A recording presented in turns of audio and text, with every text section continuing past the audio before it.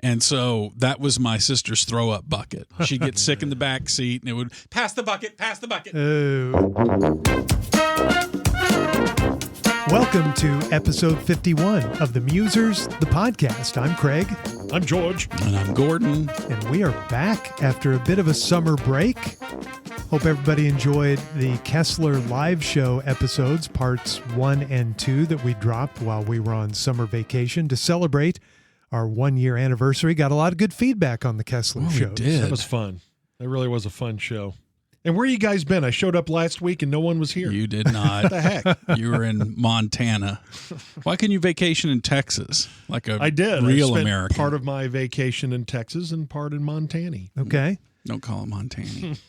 I spent almost all of my vacation in New Mexico, northern New Mexico, the mountains there. That's my happy place. George and I got away. Gordo? What? Where did you spend Yeah, your vacation? I agree. Y'all got away. I understand you going spent on? your vacation on YouTube.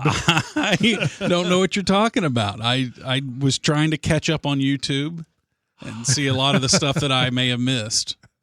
There's a lot out there. I don't think you can really catch up on YouTube. There's never an end to YouTube. Catch up on YouTube. Yeah, I watched about 50 hours of anime. Have you guys ever boy. watched anime? Good for you. Yeah. Not really. Watched an anime that was made like in the late 90s. I hear a lot of talk about anime, but I really What do you don't mean? know much about it. How much talk do you hear about anime? I have a friend whose child is way into it, and Yeah. that's like that's what they want to do. And They I wanna- really don't understand what it is. You don't? I know it's some sort of animation, but I kind of understand what it is, but I also don't know much about it. Is there a sexual element to it? There is to must some be of if it, Gordon's yes. interested. Where it's like racy animation? Yeah, there are some that are like that. Okay. Yeah. But the stuff I was watching wasn't. This is about street racing. Speed Racer, I used to watch Speed Racer when I was a kid. crappy cartoon. It was not. It was great. Does that qualify as anime? I think it does. Was it like the first anime? That's a good question. It wasn't the first anime. I don't know. I don't know anything about it. Oh, Don't yell at me. Japan has had a long cultural history, George, that you may not be aware of. Well, they had to come up with something else after they got that butt whooping back in the 40s. Oh, gosh. They are our friends now. Almost 100 years ago. Please. Still real to me, though. Watching the Please. Roosevelts, I highly recommend it. Have you ever owned a Japanese car? I have. Yes. Honda, right? Yeah, Yeah. sure. Honda Accord. Okay, so see. Great car. You didn't completely turn on the Japanese just because of a slight mistake they made in the 40s. It's a different place now. The Roosevelts, is that the new... It's been out for a while, but it's Ken Burns. It's his amazing. new series? Yeah. Okay. And it's Yeah, it was you Eleanor guys would love it. drove a Civic. He did not have a Civic. It's fascinating. Is though. it FDR and Teddy? And Teddy. Okay. And their relatives who, came before them, as they say, the most influential family in American history, and I think they're right about that. Does it include Jerry Jones, assistant Roosevelt? No, Well, it may. I haven't got to the final episode yet, but it's great. And Eleanor's maiden name was? Roosevelt, fifth cousin. Mm-hmm. Yeah. It's a little tense. And she was Teddy's favorite niece. She was the daughter of Teddy's younger brother. But everyone freaks out about that. Fifth cousin is hardly related to you, though, right? I know. I mean, that's Yeah. pretty far away. And they say, because I looked it up, they say that I think you're okay on the what? genetics thing. They think you're okay. Yeah, isn't it like once you can get to like second cousin, it's hardly any. Yeah, I think you're good.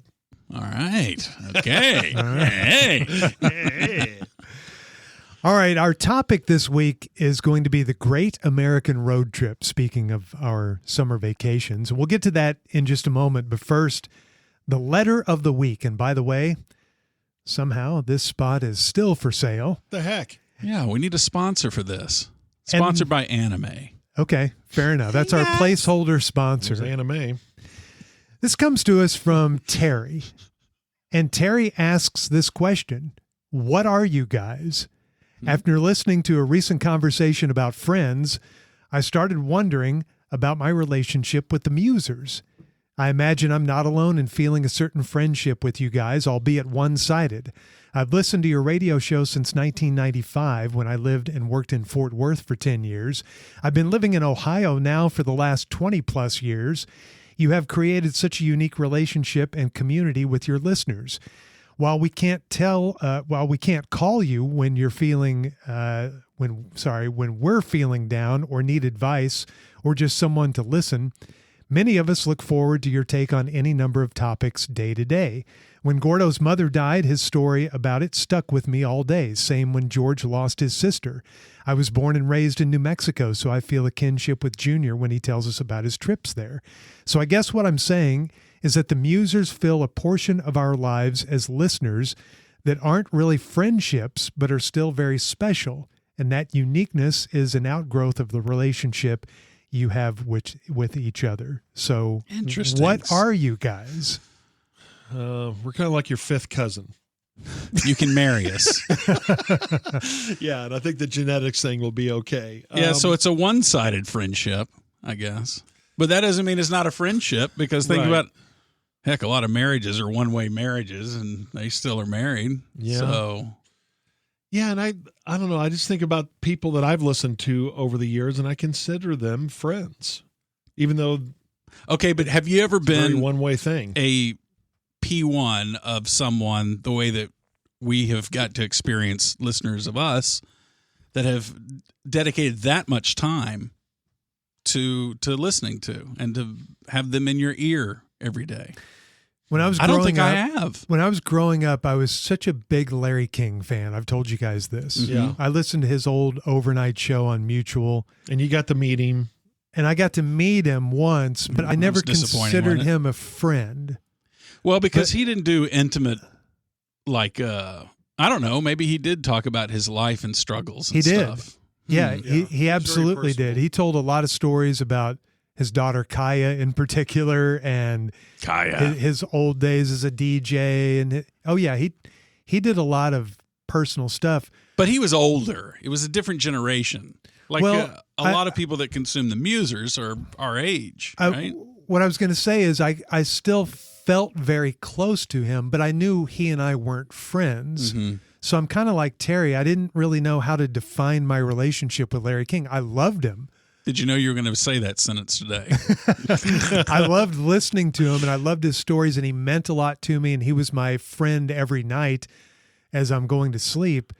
But I wouldn't have called him a friend. It was this disembodied voice that kept me company all the time. It is hard to define. But that's more of a mouthful, isn't it? It's easier to call someone a friend rather than a disembodied voice that keeps you company all the time. Right. Yeah, and when we were growing up, outside of Larry King, talk radio really wasn't a thing. Sports talk radio certainly wasn't. Podcasts certainly weren't. Mm-hmm. So it's a rather recent phenomenon, I think, that wasn't around. And I do listen to people now, but not the way I guess they listen to us. So yeah, it's unique. But I think in some way we're your friend. If you want to call us your friends, that's fine with me. Because we meet a lot of, at the Kessler show. Think about that. We met a lot of podcast listeners right there. So we do have communication with listeners to the pod. Pod is short for podcast there. I don't know if y'all. Oh, okay. I love that. I love hearing from listeners that say, you guys are friends of mine. You're like friends to me. I know everything about you. I think that's great. Yeah. It's the very unique relationship that I think is only established via a radio show or a podcast, because you have time to get detailed and intimate. Yeah. And I think we've learned over the years that whatever we're interested in, we've done a sports show for a long time, and that's what we spend most of our time on. But the connection that you have is the daily life that you talk about, whatever it is. If it's your child or some experience you go through at a restaurant, it's the life experience thing. So thank you, Terry. That's our letter of the week, sponsored by Anime. Now to the topic this week. Thanks, guys. The great. Who was that? It was the evil part of anime. Huh. Okay.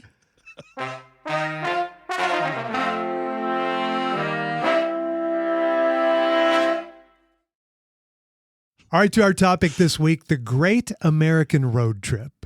Ah, yes. I was fascinated to know that it is still a really big thing. More than 62% of Americans say they are taking a long road trip this summer, and that Americans greatly prefer a really long trip to just a short road trip. 78% of Americans say they prefer something at least 500 miles.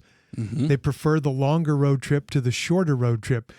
When we were growing up, it was the thing that you did with your family every year. If you were lucky enough to be able to take a road trip with the family somewhere to visit a relative or go to a beach or go to the mountains. And it's still just as big as it's ever been, with 2/3 of Americans hitting the road this summer to take the Great American Road Trip.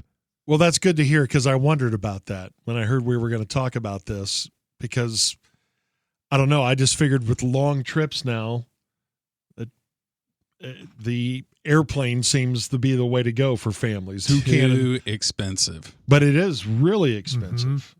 Yeah, and we didn't I was pricing out tickets to like Memphis. You would think that would be a cheap flight, right? Doesn't matter. It was like $500 or something. Mm-hmm. Yeah. That seems the minimum these days is $500 to fly anywhere. That's crazy. Yeah. Speaking of flying, most people in this survey said they much preferred taking the road trip as opposed to flying because, number one, they feel safer.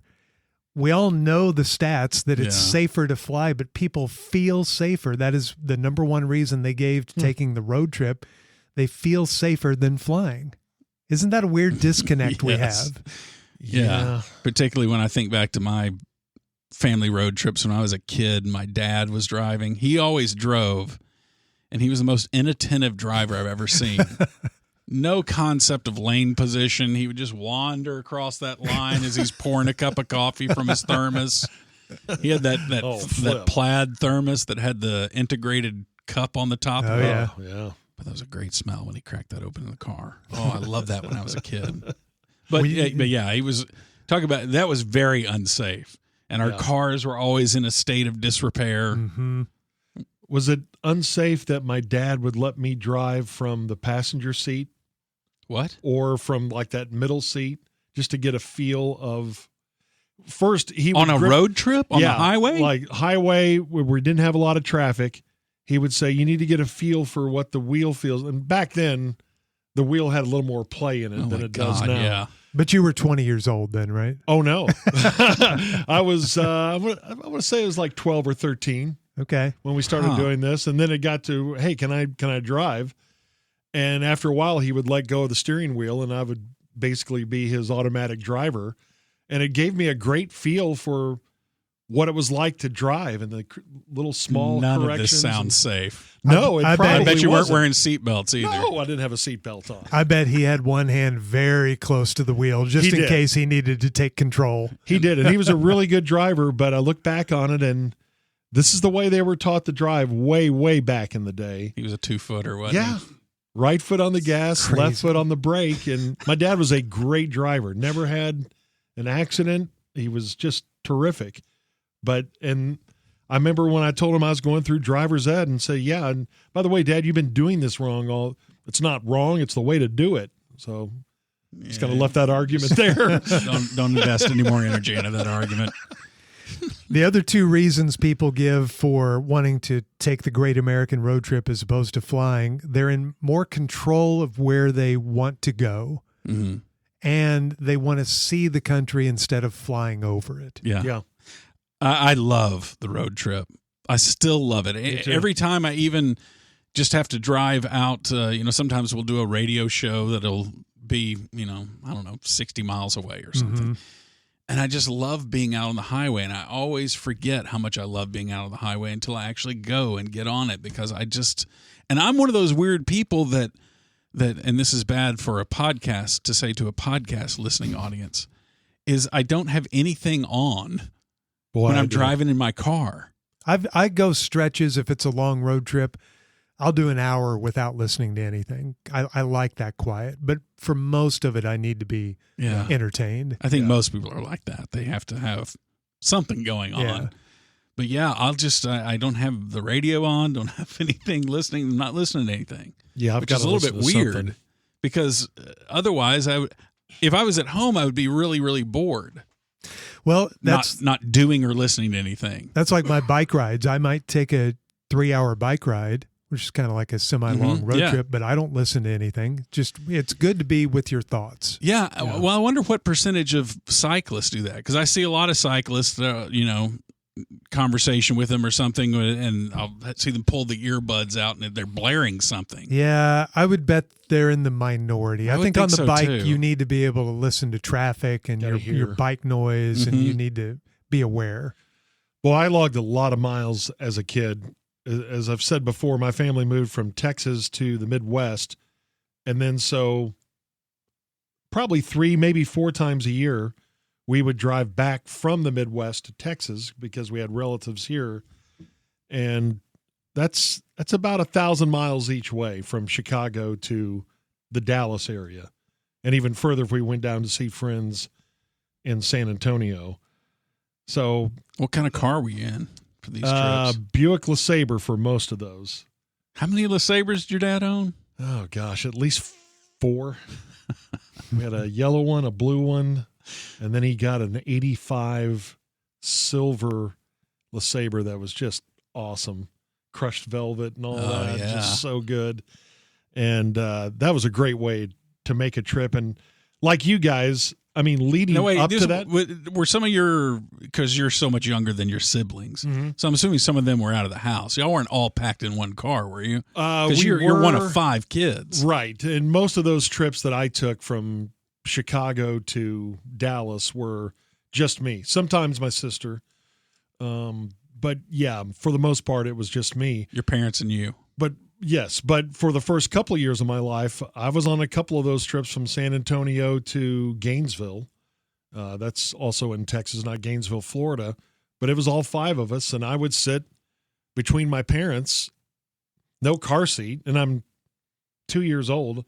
I guess my mom would hold me, and then 4 kids in the back. Jeez. Wow. It's just, it probably short circuits people to hear that, but that's just how we used to travel. We never had a station wagon, and I wanted a station wagon so bad me when I was a too. kid. I thought that was so magical. Yeah. And my parents never had a station wagon. No, mine didn't either. Until I got to college, my dad Then he traded gets a in his station wagon? LeSabre for one of those paneled Lincolns. Wow. Which I thought was, man, why didn't we do that 10 years ago? That would have been amazing. Did it have the jump seat in the back, the backwards facing seat? I can't remember. We had friends that had one of those. It was an Oldsmobile, and if you got to ride in that jump seat facing backwards, man, It's so cool. that was the place to be. It was. Yet hardly any AC could get back there because Right. Yeah. I don't know why it took us so long to figure out that you could put ducting in a headliner Right. to actually duct air back into the second and third row seats. But Yeah, back they didn't then need it was just you had AC up front, and that's for the whole car. I thought it was interesting that in this road trip survey, 88% of people taking the Great American Road Trip this summer say that it's a very important part of their lives and that most of it is rooted in nostalgia. So we were all raised on the Great American Road Trip, and we love it for many reasons, but one of those reasons is because it brings back so many great memories from childhood. Yeah. Like I remember our annual family road trip. We took a couple of outlier road trips. We took the longest one ever was from Oklahoma City down to Dallas to visit our relatives, then over to Mississippi to visit other relatives where I got poison ivy, and then all the way to South Carolina to Myrtle Beach. And we That's went a lot of to the miles. beach there and came back through the Smoky Mountains, back through Arkansas, Hot Springs, and then back to Oklahoma City. That's the longest road trip we ever took. Was this in your dad's Beetle? No, let's see. You know what? I think it actually was in my dad's LeSabre. He had one LeSabre. It was a white one with the crushed velvet seating. Hell yeah. What a great car. Pretty sure it was in that car. But I remember that being the longest road trip we ever took. But every other year, our trip was from Oklahoma City to Port Aransas, Texas coast, to go to the beach. And I lived for that trip, and so did my sister. We got so excited, and many years I was so excited and I was so into maps that I made our own map. Even though we had a Rand McNally Atlas, I drew our own map, and I would sit co-pilot a lot with my dad and, act like as if he didn't know, hey, we're coming up on Waco. Hey, after this is going to be, we're going to hit Temple if you want to pull over for gas there. And I'd write down all the restaurants we stopped at. And I couldn't get enough of the road trip. It just felt like it was such a freeing experience. It was magic. You get to stop at like a Stuckey's. Yes. And buy stuff that your parents would never buy you otherwise. Boy, and my dad was so anti-Stuckey's. We are not going to get stuck at Stuckey's. That's what he used to say. It just seemed like, we were going to get ripped off there somehow. It seemed like a great place to me. Saltwater taffy, man. Right. What are you talking about? So I bet he really would have hated Bucky's. Oh my gosh! Yeah, we are not stopping. That's at they're Buc-ee's. so Stuckey's magical. on steroids. Yeah, Bucky's are incredible. I was the same way. They were so magical. Crossing state lines. Wow. Yes. I've never been in wherever it was, Kansas or Missouri Spotting before. license plates. Yeah, you get to that eat whole at thing. restaurants on the road. See, we were not, when I was a kid, we just didn't eat out a lot. It seemed like my We didn't mom either. was always making casseroles. Yeah. Yeah, you knew you were going to get to stop somewhere and eat. Yeah. Crossing state lines still gives me a rush. I did that 2 days ago, coming back from our summer road trip, and I thought it was so cool. And that time we also crossed time zones. Talk about magic. Yeah. You're in a time machine. Time traveling. I asked my kids because it was magical for me, and I thought we took some because then some of my siblings started living outside the state of Texas. And when I lived in Texas and my kids were young, we took trips, and that would take us back to the Midwest. So we'd go from Kansas to Iowa to Minnesota. Then we'd swing through Chicago, and I'd took them to a Cubs game and all the way back to Texas. So I asked my kids, all three of my boys, I said, do you have any memories of road trips? Uh-oh. My one as a coach said, probably listening to music or playing video games with Brent. That's his brother. That's his brother. My youngest, Scotty, said that a majority good memories, Captain Midnight Hall of Fame, that's my nickname for driving deep into the night, Hall of Fame performances, Blake and Brent DVD switch in the back seat. See, this is something my kids had that I did not have. I didn't need really entertainment. Right. I just looking at billboards. We didn't Yes. have entertainment. and we didn't have any entertainment. Actually, I do remember when we were on road trips, we had just started getting those remember electronic football? Yeah. I remember my brother playing that all the time on car trips. with the sound on. Yeah. Oh my gosh! I bet that drove your dad insane Yeah. as he's trying to drive. But yeah, looking out the window was entertainment it. enough for me. But I remember when my kids were young, at one point we rigged up a VCR and TV to the back seat through a cigarette lighter. That was a big breakthrough. And then we had a Windstar van that had the integrated DVD and player. the headrest. Mhm. Wow. And two of my sons mentioned that, and my youngest mentioned the DVD switch. We thought because they had headphones, and we bought an additional headphone that was on the same frequency. So there are 3 headphones in this Windstar van that we had that Gordon used to make fun of, and now he's a big van fan. I'm a huge minivan fan and always have been. You just didn't like it that we went to a concert in it one time. I can't believe I'm going to a U2 concert in a van. I did not Yes, say you that. did, too. I praised you for that choice. Oh, you made fun of me for having one. So we thought they were back there watching SpongeBob because my youngest, I think, was 3 or 4 maybe. They watched And- dirty anime. No, they switched out Chris Farley and Black Sheep, and they watched that on the way up. They And thought they were really that getting was- away yeah. with something. And that wasn't declassified until like 15 years later. But it's funny that my oldest son said, yeah, no doubt the game changer was the dual headset TVs in the Windstar. Yeah. That's what they remember. But I think I do That remember them changed having the good family memories. road trip. It did. Yeah. When every minivan basically got the entertainment center in it. Yeah. And so then you started. That was the beginning of electronic programming of childhood. Yeah. It's when we're engineering out boredom, kids. Now you can watch your favorite cartoons that you'd be watching back at home. Right. But it's such an easy hack for a parent just to It's so much and easier. you don't have to deal with the kids. You can just put on their favorite show, and they're wearing headphones, and then mom and dad can argue in the front seat about how kids have really done a number on their relationship. You will enjoy knowing that, according to this survey, 25% of those taking the Great American Road Trip still play I Spy and the license plate game. And my grandmother went on a trip. Did you ever do that one? What was that? You never did Where that you have to memorize all the things she items? took. Yeah, and she took a TV and a barbecue set. You have to do it alphabetically. Is it alphabetically? No, we never played that way. Oh, really? You just had to straight memorize every item in what everybody order. said, yeah.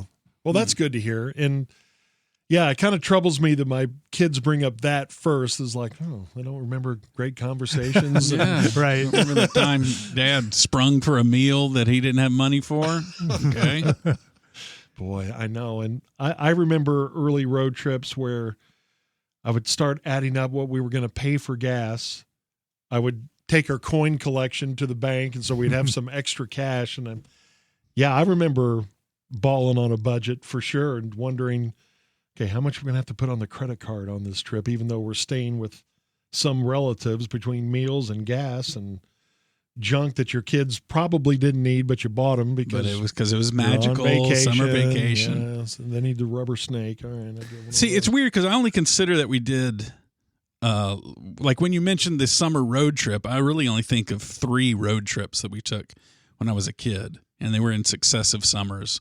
We went to St. Louis on one. We went to Washington, D.C. on one, and then we went to down Texas and Mexico. This is when we lived in Mississippi. We went over to Texas and then down to Mexico. You crossed the border. Crossed the border, yeah. Wow. So those are the big 3 that we did, but yet we were driving back and forth between Texas and Mississippi all the time because that's where our grandparents lived over in Mississippi after we had moved to Texas. Right. And so, man, I've made that trip. Gosh, we went over there at least 5 times a year, every year of my childhood. Those were different. Yeah. No, they weren't as magical as we're going on summer vacation that to a you've new never location. seen before. Yes. Yeah. But I remember when we went to Missouri, or Missouri, as your dad would say, Giorgio. Yeah, who if you're was from there. Missouri, you call it Missouri. My mom bought some antiques while we were up there, including this huge antique chest. So the whole way back, the whole back seat was basically filled with that. And then the kids were all crammed over into one side of it. The 3 Keith kids were crammed over into one side.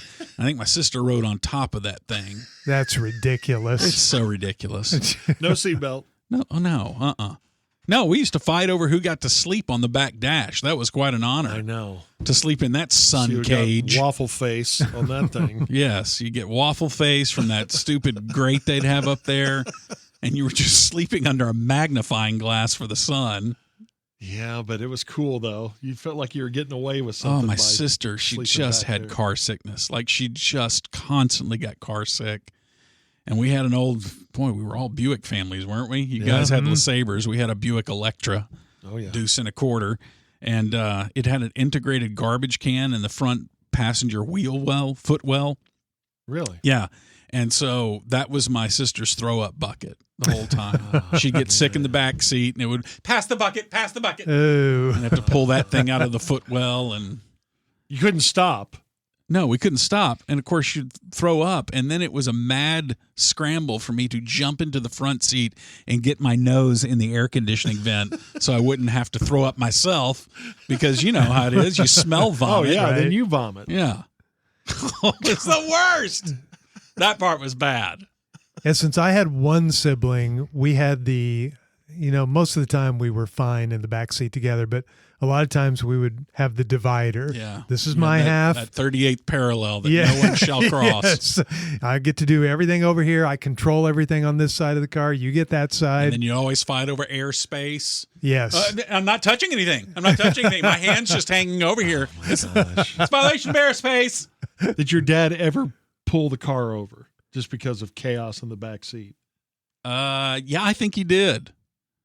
We're I not think he gonna did. drive It was another certainly foot. always threatened. Yeah. It was We're gonna always pull threatened. this thing over. Did your dads ever get pulled over? My dad got pulled over once for speeding, and it was through, I think it was through Gainesville, Texas, coming down from Oklahoma City to Dallas. And he got pulled over, and I remember him getting out of the car and talking to the trooper, and then him coming back to the car and asking my mom, how much do you have in your wallet? He says the ticket is this much, and we had to pay him cash, or else the trooper said he was going to take my dad to jail. Good What? Lord. Yes. That's illegal. Yes. Yeah, that sounds really illegal. This was 1975 or something. No, I never experienced either of my parents getting pulled over. Oh, yeah. My dad got pulled over several times, and my mom did too. And every time my dad got pulled over, it's a speed trap. Yeah. It was just some conspiracy just to get the guy driving from Chicago to Texas. We're going to get that guy. He was targeted. But there is something about, I remember in other states, if you got a ticket, it seems like I remember pulling through some municipal building and they would have to pay the ticket like at before that time. you left town, you had to pay. Was that ever a law? Maybe it was. Or is it was just their way of getting quick cash? to make sure that you would pay since you didn't live in their Yeah. county and their state, maybe? Maybe that was it. You guys are older than me. This sounds like Old West stuff to me. It is pretty old, Wild West This was in stuff. Texas Yeah. a long time ago.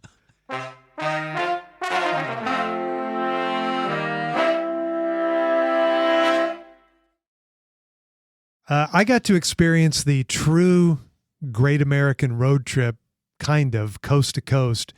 You remember about 10 years ago now when I did that race across America? It was a bike race. I was part of a relay team. Yeah.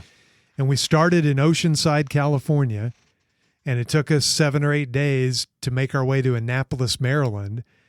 And because the course was designed for bicycles, it didn't take us through any really big cities. I remember we went through, maybe Sedona, Arizona, Flagstaff, Durango, Colorado, Springfield, Missouri, little cities like that. Nothing, no big urban centers.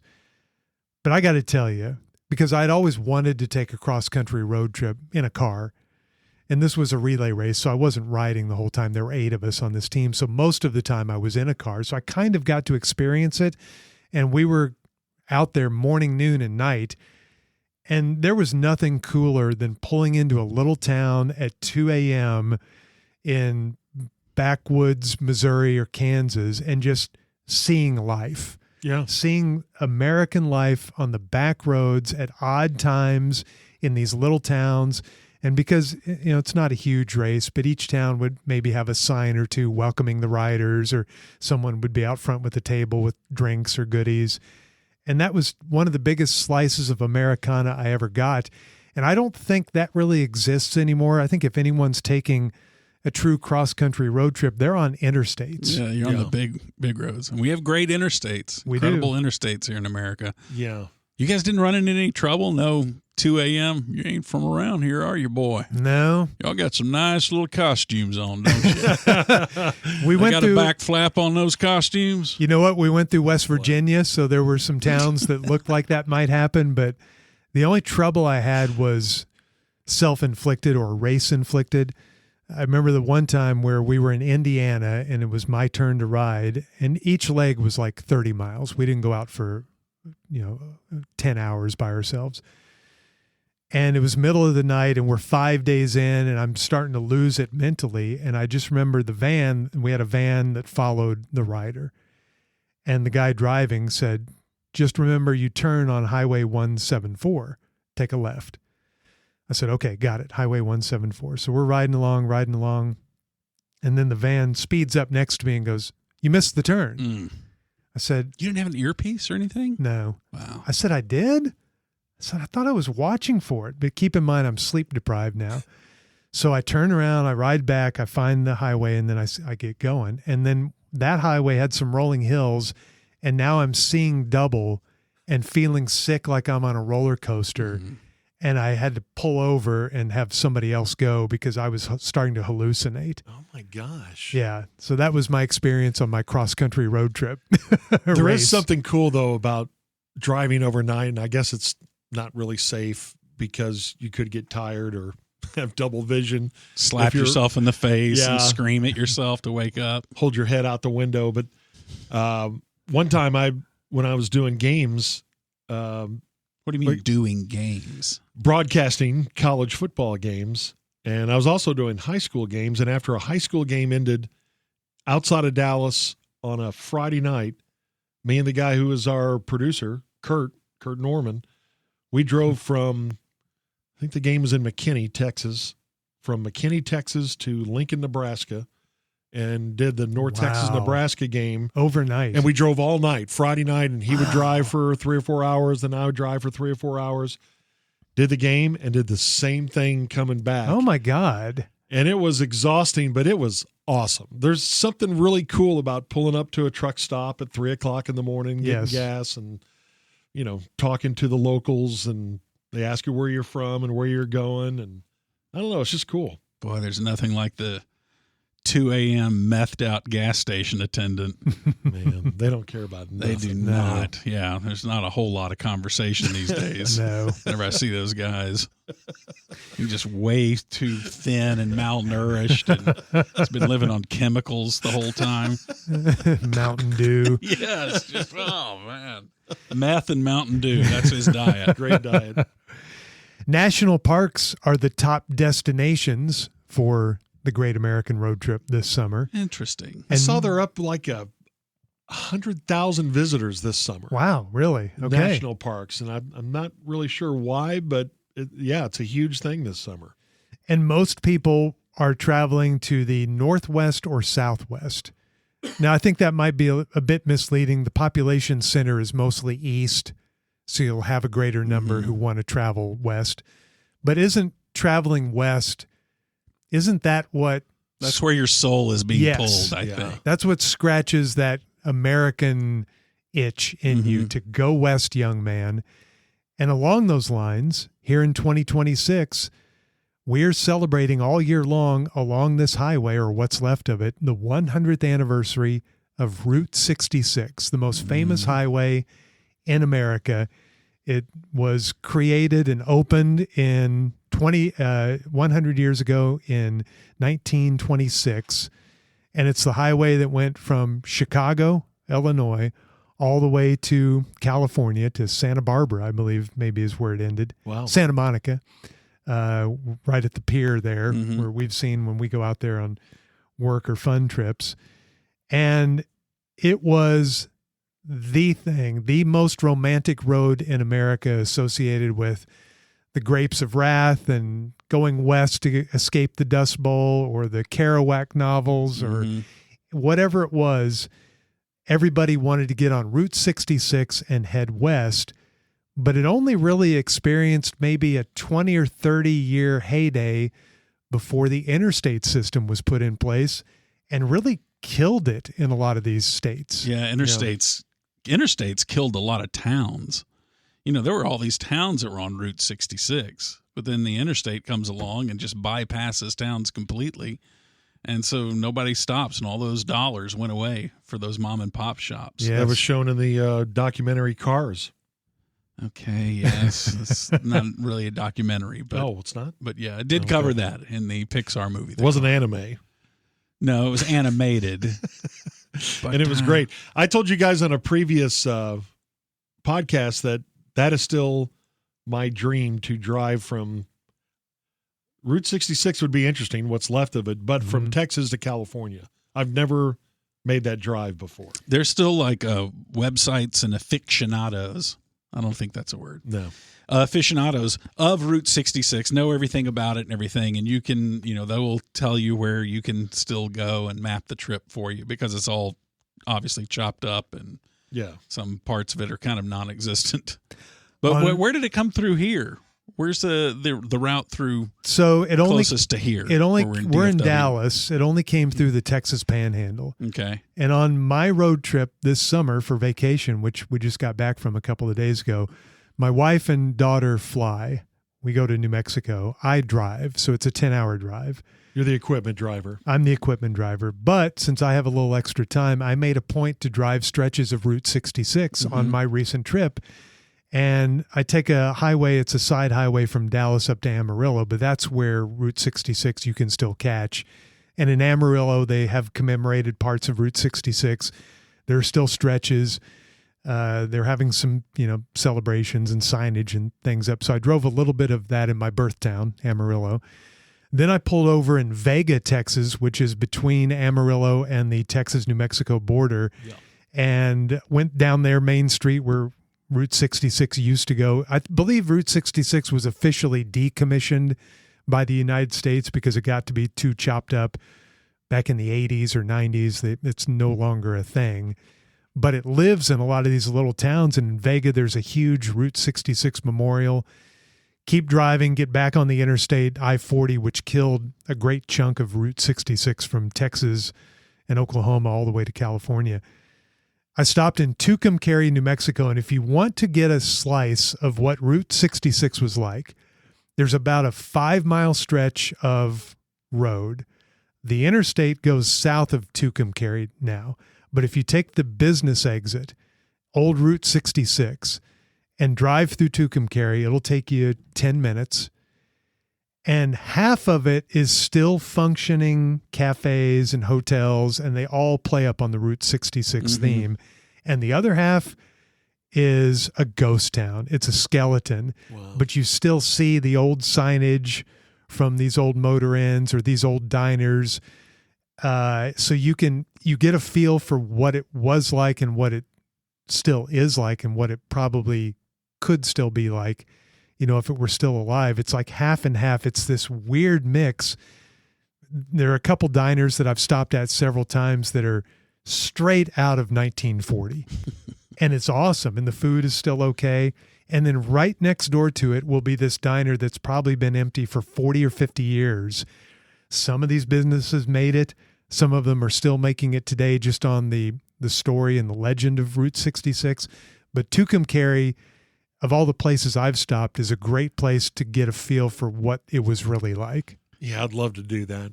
Or I would love to see those old motels that they would have off of there, because they have a lot of themed motels too. Yes. There was the one that had the teepees. Remember this? And that was in Cars, the Pixar movie. Yeah.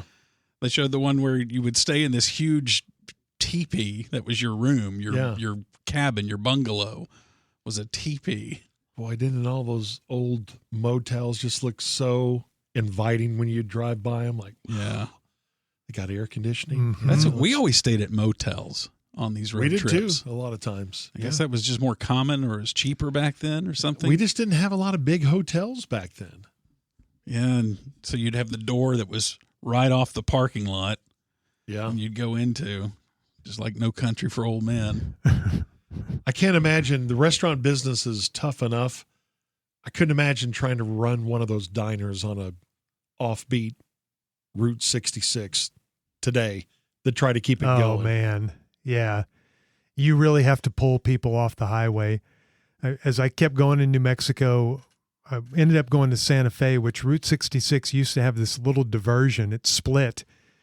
It went up to Santa Fe from the route that normally just went straight across to Albuquerque and then back down. Yeah. So if you look at a Route 66 map, there's this little hump in New Mexico where it actually forked and then came back together. And when I got to Albuquerque, they were having a big celebration there on one of the streets, had it shut down, stage, band, giant Route 66 signs. And so all along it, and you can still enjoy this if you want to get a feel for what it was like, be a part of the 100th anniversary. I think the whole way, even from Chicago all the way to California, they're having these little celebrations and commemorations. This is a great time. If you ever wanted to drive stretches of it, this is the year. Isn't it strange, though, why that highway holds such a powerful place in the American imagination and the American history book? It is. It's kind of crazy because we've had to have other historic highways, but why that one is the one that everyone remembers and talks about so much? I think it is that out west thing. And 20 years from now, maybe it'll be gone. Yeah, but maybe people will be won't the new care one? about it. Will like 35 ever be? Go straight up to Minnesota. And I've been up and down 35 so many times. I do think there's a romance to Route 66 that has to do with go west, young man. The settlers in America went west, and going west is all this ridiculous beauty. It's large. The views are big. The mountains are bigger than what we have back east. The dream of California. You take Route 66 from your farm somewhere in the Midwest, which, you may be experiencing hard times if it's the Dust Bowl, but there's this promise of beaches and palm trees and perfect weather and beauty in California and riches and movie stardom and whatever dream you're chasing. So I just think it's more romantic to go west than it is to go east, where it feels congested and discovered. And when you go west in America, even today, you feel like you might find some patch of dirt that nobody's seen yet. You could stake a claim. Yeah. So I think it has a lot to do with that. Someday I'm going to make that drive. The Route 66 drive? Or just the drive to California. I've done that before. I mean, not on Route 66. But yeah, when you were really young, too. Right? As well as when our radio station started many, many years ago, and my friend was moving from Dallas-Fort Worth to L.A. to make his fortune, to find his fame and fortune. And we rented a U-Haul and put a car trailer on the back of it and towed his Buick Century, another Buick making the podcast today, behind this U-Haul, and we drove across the desert and all the way out there, and it was great. It had that romantic feeling of here we were young men, and here was one of us that was moving off to L.A. Yeah, especially with job. that. Yeah. It was great. I may have told this story on the podcast. I can't remember. I apologize if it's a repeat, but I've told you the story of my buddy Dave driving from San Diego to Dallas, haven't I? Wasn't that kind of accidental? Did he intend to do it the No, whole way? He did not. He set out one afternoon. He had a U-Haul. He went to San Diego State. He had graduated and he was coming back to Dallas. His parents lived in Plano. And he finished up his job and he got in his old Ford Bronco with the U-Haul behind him and he set off for Dallas. And his plan was to spend the night in Tucson, I believe. So that's I-10, I think, that runs through southern Arizona and Colorado. So he gets to Tucson at about like 10 at night, and he thinks, no, I still feel pretty good. I'm going to keep going. Maybe not realizing that after Tucson, there is nothing until El Paso.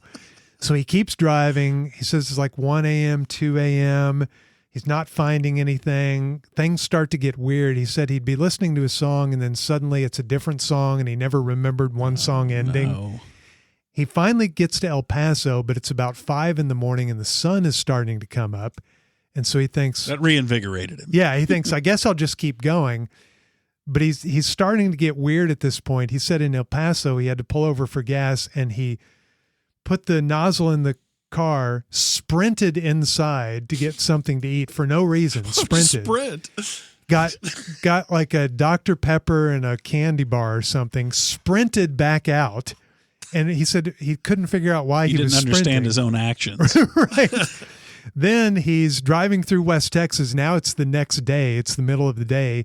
And he starts hallucinating. He said he saw a 747 taxiing across the interstate in front of him, hit the brakes. One time he fell asleep at the wheel, woke up, was on the shoulder, jerked the car back onto the road, looked in the rearview mirror, and the U-Haul was fishtailing behind him. Oh, my God. Finally got to his parents like at 5 p.m. that next day. And he said he didn't realize he did this, but he pulled up in front of their house. He put the car in park, didn't turn it off. Left it running, got out of the car, went in, didn't say hi to his parents, and went into his bedroom and fell asleep. Left the car running. That is not really the great American road trip. What is our son on right now? What is going on? He started doing drugs out there in California. California messed him up. Why would you keep going? Turned into a hippie. There is something cool about that to see how far you can go if you can do the overnight thing. And I would not do it now, but back in the day, it was really cool. And I know that it's a meme, everyone making fun of dads for we're making good time, but I fall into it all the time. Me too. I get to where I just don't want to slow down. I just keep going. You're in charge. You're in charge of the wagon train. Yeah. You're responsible for it, and you want to get it there. What's the fastest you've made it from, say, here to Austin? 2:35 or 2:40. Yeah. 2:35 one night, and it was late at night. It was after a basketball game, driving back to Dallas, and there was no traffic, and I made it in 2.5 hours. I did 2:32. Pretty good. That might be the Muser record. That is the mark to beat. There's no way you could do that now. No, there's way too much traffic. Maybe in the middle of the night, maybe, but I doubt it. No, it's way too much traffic. It's frustrating now to drive down there. I used to love that drive. It used to be an awesome drive. And now it's just you're stacked up the whole way. Yeah, that's the worst drive in Texas now. Yeah, the best thing about a road trip is wide open highways and not going through major city centers. That's high stress if you have to drive through Houston or Chicago or something like that. But if you're just out on a wide open highway where the speed limit is 80. I was just about to ask that. When you drive out to New Mexico, do you get that speed limit 80? Yep. It's great. And parts of West Texas, like if you go out toward Big Bend, I think it's 80. Might even be 85. Is that tollway around Austin? Is that 85? I think it's 80. Okay. Yeah, that's big. But the most frustrating thing is when you have the two semis that are trying to, I guess, manage their speed, or they're trying not to get fined by their company, that are doing the rolling blockade. I hate that so much. And they'll take 30 minutes to pass another one. Yes. And just a stack of cars lined up behind them. Oh, I hate that so much. I know. And I find myself saying the same thing my dad used to say. The truckers used to be the best drivers on the road. What, did your dad ever say that? Mm-mm.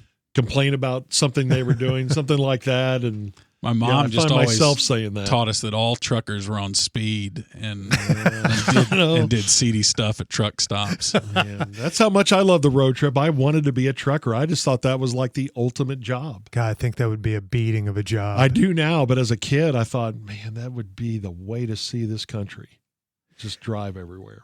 You're driving such a big, heavy, clunky thing. I think that would get really frustrating that you can't make quick turns and pull into quick parking spaces. And I don't see how they keep them. Some of them don't, but keep them in the lines all the time. Yeah, you got a truck that's filling up the entire lane. Yeah, they drift. And now there's so many highways that they're doing construction on that have the barriers that there's no shoulder. No, it's just a barrier right there. Why do we allow that? By the way, I don't know. Why do we allow making a highway like a luge? Like a luge shoot? That just doesn't seem safe. No, I don't get that either.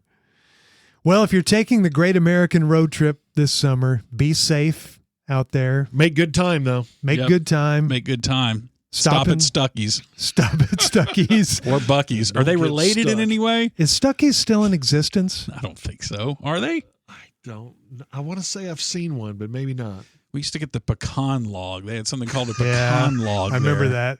Maybe my dad was right. And they used to have a giant fly swatter. I always wanted that big novelty item. Everybody should know my hack. If you have to go to the bathroom, in particular number 2, or God forbid number 3, most gas stations, roadside, the bathrooms are just terrible. You need a hazmat uniform in there. I always look for the nicest hotel I can find on the route. And then you just walk into the lobby, you pretend that you're there to visit somebody, and then you use their bathrooms, and they're almost always really clean. It's a great hack. Really is. It's terrific. And usually they don't, penalize you. They don't call you out or anything. Very number rarely. 2ing their bathroom. They don't know. While you have no intention of becoming a customer. They don't know what you're doing. They think you might. Do you pretend at least that you're thinking about renting a room? Yeah, I pretend I'm doing something. You loiter just a little bit in the lobby. Make a call like hey, are you ready yet? I'll wait for you here in the lobby. I'll tell you what, I'll bring the car around. Oh, okay. Yeah. All right. Yeah. Oh, you have a backside that's fully loaded? Oh, yeah. Oh, gross. All right, that is episode 51 of the Musers, the podcast. Thanks to our producer, Peter Welton. A reminder, if you would like Musers merch, which is really popular, You can get it at themusers.com, themusers.com for hats, t-shirts, sweatshirts, mugs. And of course, you can sample our back catalog on Apple or Spotify. We have 51 episodes out now, so if you're on the Great American Road Trip, maybe take the Musers with you. And we'll talk to you next time on the Musers, the podcast.